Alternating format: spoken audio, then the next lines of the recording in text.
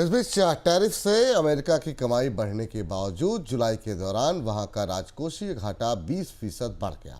जुलाई के दौरान अमेरिका का राजकोषीय घाटा 291 अरब डॉलर दर्ज किया गया। राजकोषीय घाटा बढ़ने के साथ अमेरिका पर कुल कर्ज बढ़कर के 37 ट्रिलियन डॉलर हो गया है। इधर टैरिफ की वजह से वहां पर महंगाई ऊपरी स्तर पर बनी हुई है। जुलाई के दौरान अमेरिका में रिटेल महंगाई दर 2.7% रही है। जून में भी महंगाई इसी स्तर पर थी। सर, अमेरिका में कल दो महत्वपूर्ण आंकड़े आए। महंगाई तो बढ़ती हुई दिखाई दी, उसके साथ साथ सरकार का घाटा भी बढ़ा।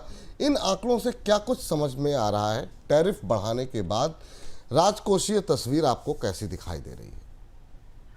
अगर आप बड़ी हेडलाइन देखें तीन आंकड़ों की, मैं इसमें एक आंकड़ा और जोड़ूंगा। जो आंकड़ा पिछले हफ्ते आया था अमेरिका में बेरोजगारी का, जिसके बाद अमेरिका के बेरोजगारी के लेबर डिपार्टमेंट के अधिकारी को डोनाल्ड ट्रंप ने गुस्से में फायर कर दिया था। अगर इन तीन आंकड़ों को एक साथ रखें तो आप प्रथम दृष्टया प्रेमा फिसा ये कह सकते हैं कि डोनाल्ड ट्रंप की टैरिफ की दवाई काम नहीं आ रही है, बल्कि वो नुकसान करने लगी है। और इसके शुरुआती संकेत डोनाल्ड ट्रंप के लिए बेहद चुनौतीपूर्ण है जो हमें दिखाई दिए। ट्रंप की दोनों मुश्किलें दोहरी हो गई हैं।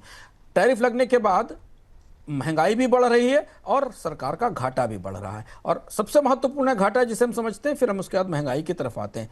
रिकॉर्ड टैरिफ आया जुलाई में 273% टैरिफ की इनकम बढ़ी, 21 बिलियन डॉलर हो गई। अमेरिका में इतना टैरिफ किसी एक महीने में कभी नहीं आया, क्योंकि बड़ी टैरिफ की बढ़ोतरी की गई थी। इसके बाद भी जो आंकड़े सामने आए, वित्त वर्ष के पहले 10 महीनों में 2025 के पहले 10 महीनों में करीब करीब घाटा 1.6 ट्रिलियन तक पहुंच गया।